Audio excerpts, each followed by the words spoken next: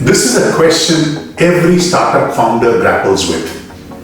To put it in context, in the early stages of a startup's life, the founder is inundated with challenges. First, he has to identify a problem large enough to be addressed. Then comes technology, then comes the product, then comes the application, hiring people, getting the GTM ready, getting POCs done, getting a business model done, and then finally raising funding. During this process, if a founder can get help, it would actually make life a lot easier for him. In the early days of a founder's life, advice and mentorship does come from well-wishers, friends and families. But more often than not, there is so much of advice, it leads to confusion. It is here that a good mentor or an accelerator program like REAP can add significant value to a founder's life in the early days. But we believe that mentorship is akin to parenting.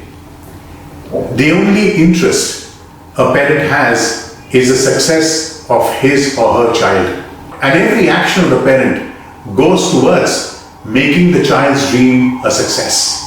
Likewise, at REAP, our focus is the well-being and success of our startup founders. And every action that we take is all aligned to making the founder's life easy and making sure that we help the founder create a solid foundation for growth and scale. But at REAP, we take equity from the startup founder. Because at REAP, we believe there are no free lunches. Now, should you, as a founder of a promising startup, offer equity to REAP? Let us not answer this question. Why don't we walk in to the REAP office, meet with a few founders who've been there, done that, grapple with this question, and understand from their viewpoint whether parting with equity was worth their while.